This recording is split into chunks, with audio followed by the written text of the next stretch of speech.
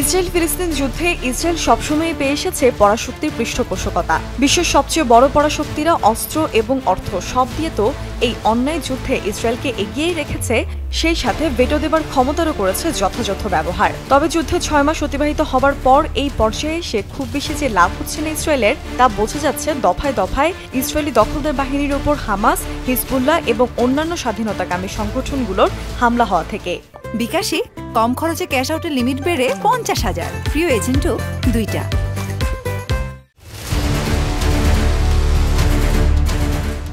মুহুর্মুহু এই হামলায় বেশ নাজুক হয়ে পড়েছে ইসরায়েল।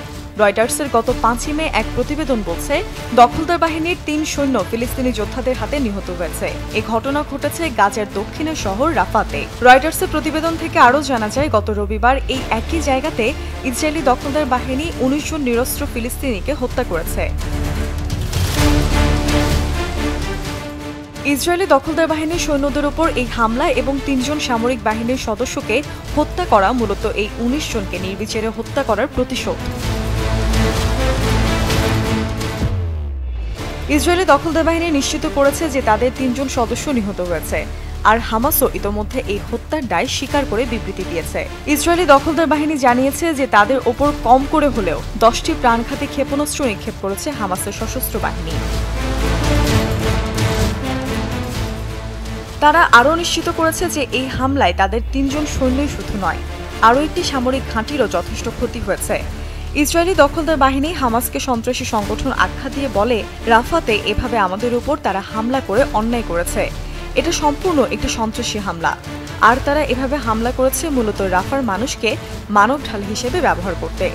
আর এতে আবারও প্রমাণিত হয় যে হামাস এবং এতে সহযোগী সংগঠন আসলে সন্ত্রাসী সংগঠন। তারা সন্ত্রাস কর্মকাণ্ড চালিয়ে যাচ্ছে।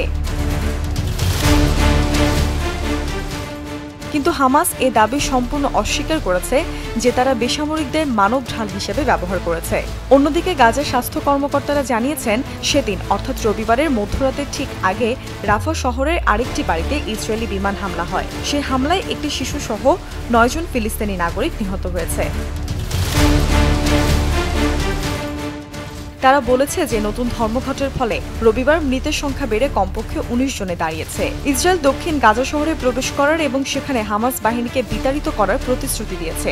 তবে তারাও ক্রমবর্ধমান চাপের সম্মুখীন হয়েছে, কারণ এই অভিযান গাজায় ভঙ্গুর মানবিক প্রচেষ্টাকে লাইনচ্যুত করতে পারে এবং আরও অনেক জীবনকে বিপন্ন করতে পারে।